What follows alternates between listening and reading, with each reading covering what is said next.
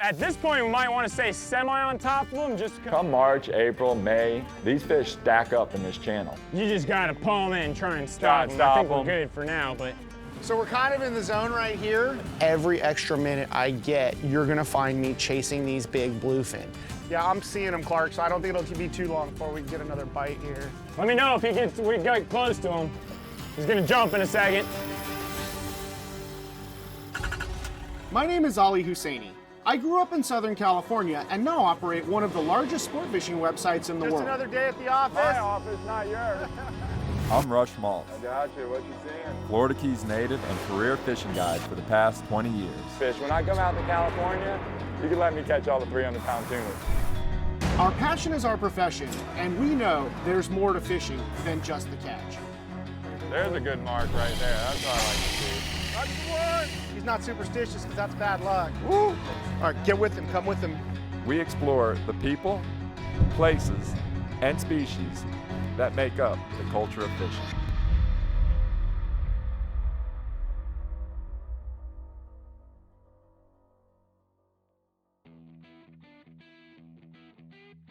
What I like to do is I like to run parallel with the bridge.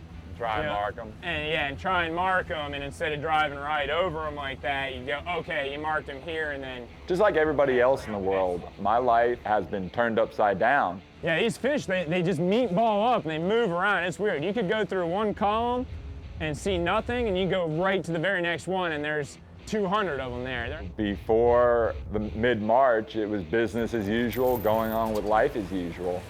Along came this pandemic, and everything pretty much came to a halt. I depend on tourists coming down and wanting to live a little bit of this lifestyle, wanting to go out for a day or 2 or 3 sport fishing. That all came to an end. Everything was shut down. You know, so for me and every other charter captain in the Keys, it was a huge adjustment. So you've been getting out at all much? You know, I haven't. I've been averaging about 1 day a week with some locals. Right. You know what I mean? And that's been about it, man. So for me, in the meantime, I still have the water. That hasn't been taken away from me. It's right here in my backyard, literally right outside my house, and I can step on a boat and do what I do daily. Give me a little refresher course here. I'm just gonna constantly keep drifting it back, right? Yeah, what you wanna do is you wanna make sure, you want that crab to look as natural as possible, which this big pile of grass on him is not very natural. No. In a lot of situations, you know, I like to look at the glass half full. Yeah, my business is shut down. Yeah, you know, we're locked up pretty much. On the other hand, all that pressure that's normally out on the water, all that boat traffic, that's all not there. And how far back am I drifting, Nate? Just to the column there? Yeah, and we might have to make a move here, you know, because... For instance, the Bay of Honda Bridge, notoriously full of fishermen, full of people. It's an easy spot to get to. Well, right now, during these times, there isn't a soul there. You might see 2 or 3 boats all day long. Yeah, there's kind of two thought processes on the drag here.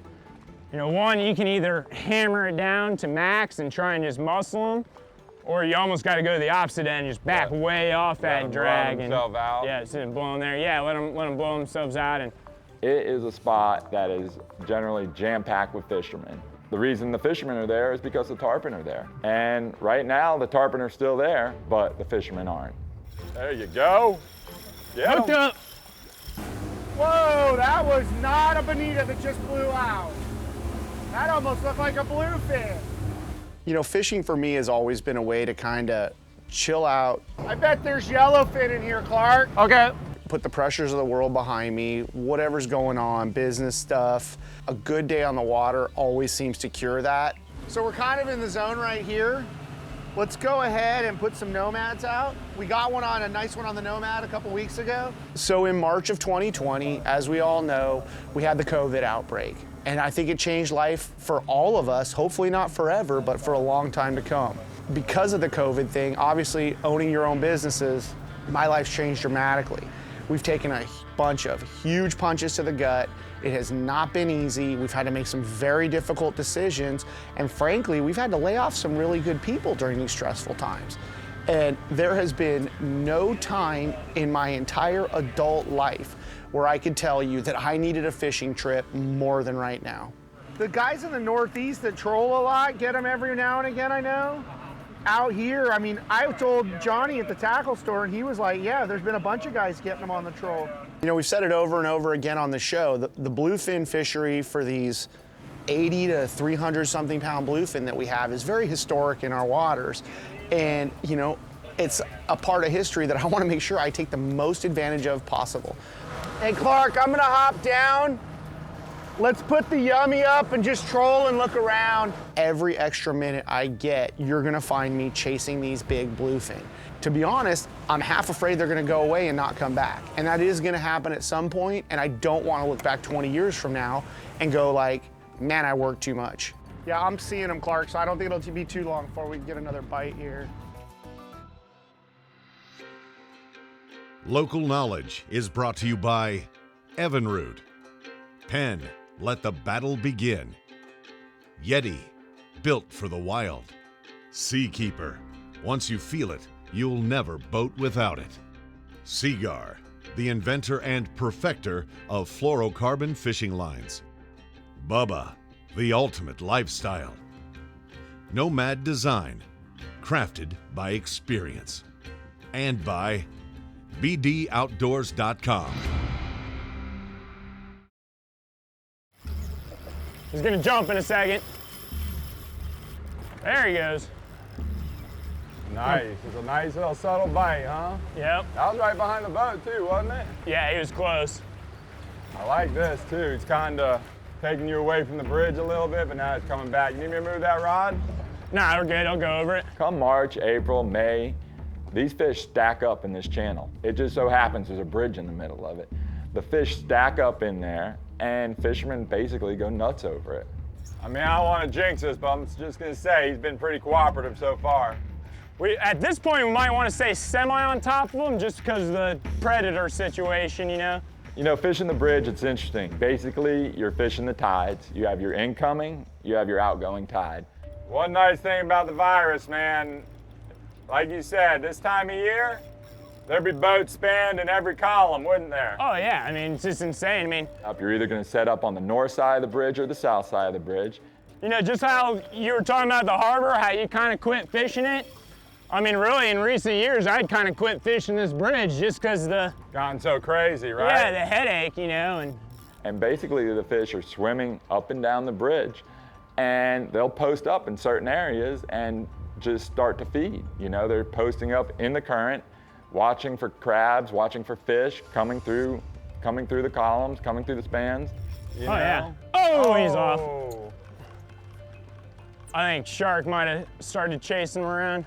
If you could imagine, you know, you have these couple tides throughout the day. With those tides, you have all kinds of grass, seaweed, and in this seaweed lives all kinds of little microorganisms, whether it be shrimp, you have crabs living in there. You have all this life, all this food basically coming in and out. Got one. Hooked up. So these fish are posting up into the tide and waiting to feed. Yeah, I'm gonna go get up on top of him, so start reeling, keep it tight. Let me know if we get close to him. You know, Ali always talks about it, the fish never go too far from the refrigerator. Well, when you have all this food flushing in and out, that's where the fish are gonna be, and that's where they're gonna be feeding. Yeah, and if he takes a beeline towards that bridge, I mean, you just gotta pull him in and try and stop him. I think we're good for now, but. One thing you can count on is when you ask Nate Wheeler to go fishing, he's gonna jump at every opportunity. Like another 40, 50 pounder? Perfect. Yeah. If you could put some distance in between us and this bridge, that would be nice too. Yeah, I'm just gonna leave it in neutral. We're just slowly backing off. He's actually coming towards me. The guy truly loves fishing, and I believe that's why he's so good at it. What a fun fishery though. I mean, right here, calm water. Yeah. You know what I mean? Pretty mellow, just kind of waiting on the right tide. He is truly good at his craft. Whether it be tarpon fishing, whether it be offshore fishing, the guy is fishy. Not too many places in the world you can go and hook multiple big fish, you know, that jump. Should I put some heat to him now? Yeah, might as well. We got the leader on him. I mean, there's a lot of sharks around. I would say, yeah, keep that heat to him and And what I'm gonna do, I got the leader, but if she goes, I'm gonna let go of her, okay? Oh, there it goes. Leader release. Good job. Sweet. About as close as we need to get. No, perfect. That fish will swim away. No harm done, never pulled her out of the water. I mean, she's gonna be good to go.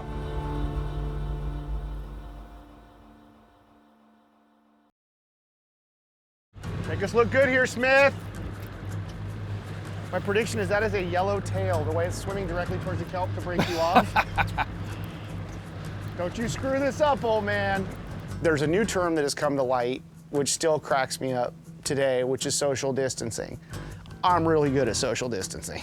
Not too small. For most people, that's a stretch. And if you're a fisherman and a hunter, I welcome social distancing. Tuna or yellowtail? Feels like a jello. There is nowhere where I'm happier than on my boat with a couple of friends or in a tree stand or a duck blind all by myself, just able to enjoy nature, able to enjoy what it gives us. Ubiquitous California yellowtail. See him? Negativo. He's got it pretty close.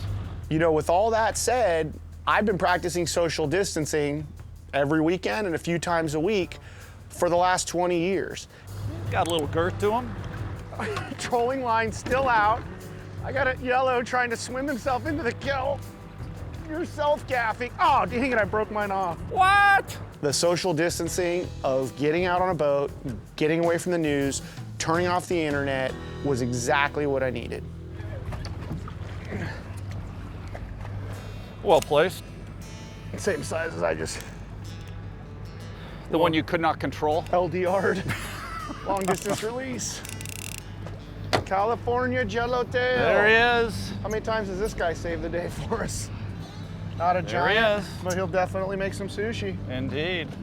Where we fished on this trip was really no secret. You know, the fish were really concentrated at this point, and we were fishing around a lot of other boats, which is definitely not my favorite way to do it, but hey, when life gives you lemons, you make lemonade, and that's the case here. It's not necessarily a bad thing because having to locate the fish is really the bigger piece of the puzzle than trying to get a bite a lot of times. Oh, there we go. No, wait, now hit him. Big fish fishing is a series of little wins and little losses throughout the day. Got him? I don't think so. Wind. Oh! Typically when I leave the dock, the first challenge is finding them. They're around, they're just not up yet. I think on this tide, we might actually start to see it, Clark. Yeah.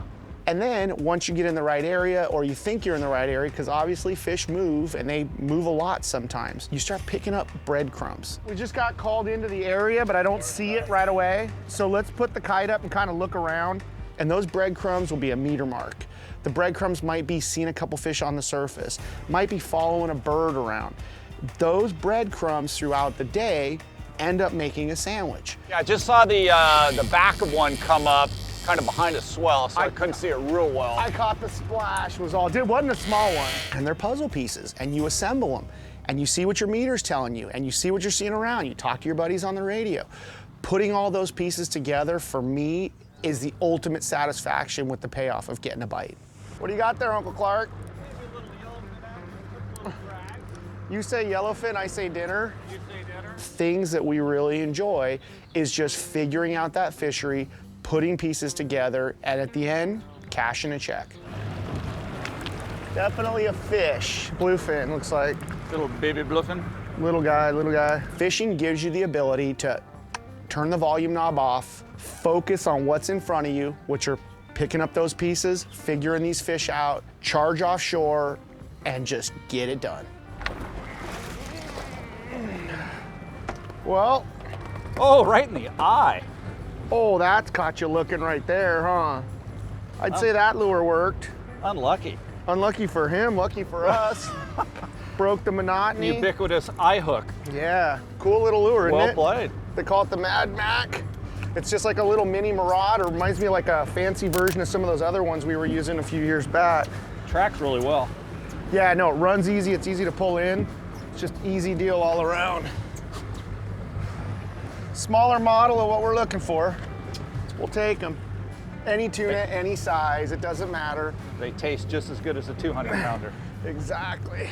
Don't go anywhere.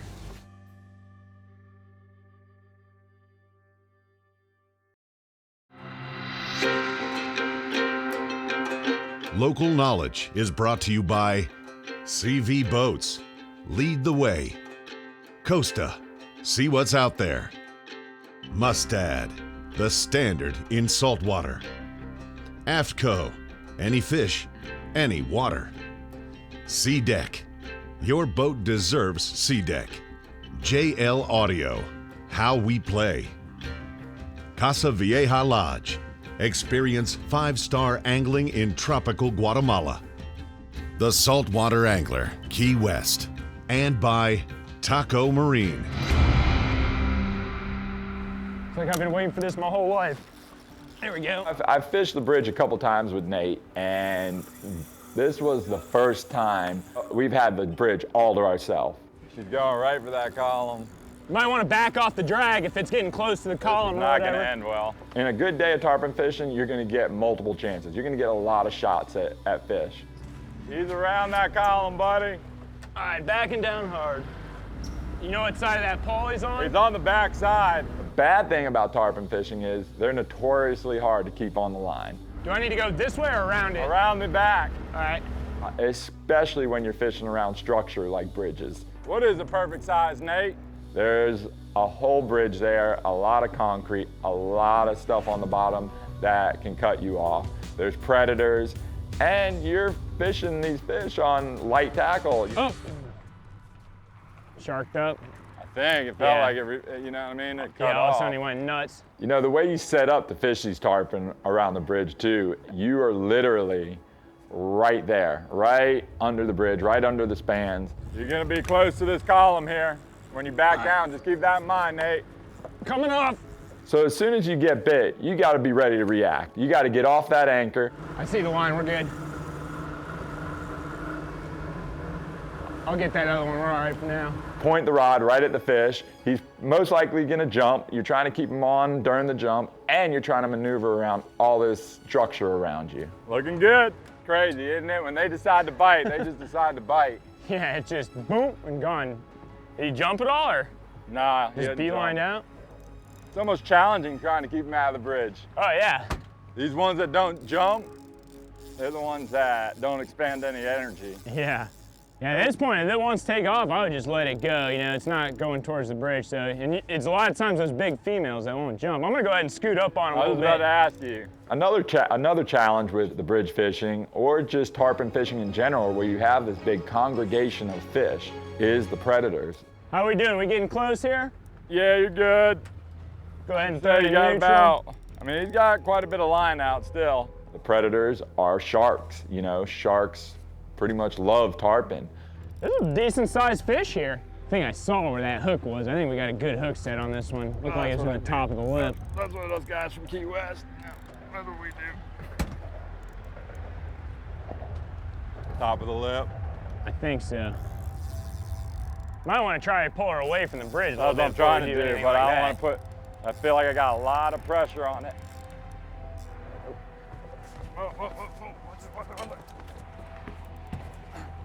Watch that rod. Watch that rod. Definitely giving me all I want. Oh, big shark on it, big shark. You gotta go. Yeah, you want me to spin it or? I want you to go, actually go Back? back. I'm just gonna put a bunch of heat on it, I guess, because the shark's on it, right? Yeah, let me know. I'll run up on it. I'm gonna It's stay right tight there, on you her. see So. her? You know, everything with life and in life is perspective. And generally, if you're out on the water tarpon fishing, you're not gonna see the Odyssey posted up in a big group of boats tarpon fishing. Yeah, a fish this big, you're just, she's gonna go where she wants. Yeah, she pretty much dictates what she wants, right? Yeah. But right now, during the pandemic, you know, and the lack of boats, the lack of pressure on this fish, tarpon fishing is something I like to do. Look at that, look how, you're right, they are just big bait fish. Yeah, giant herring. I'm gonna be real easy. I'll probably let go of her. That's the tough part with that light leader. Yeah, you gotta be real easy. Lose a lot right here. Oh, I'm sure. One kick, I mean. It was a good way to go just reset my mind, get out there, catch some fish, and have a good day. I think he's a little bigger than that 50 pounds you said. I mean, Yeah, no, I'm no professional. So I've caught a couple. Yeah, no, they always end up bigger than you think. Yeah, that's a 100-pounder, I'd say. What a perfect hook set. Yeah. Look at the girth on it. All right, hook is out. Ready to let him go? Yeah, if All you're right, ready, man. I'm ready. Let's.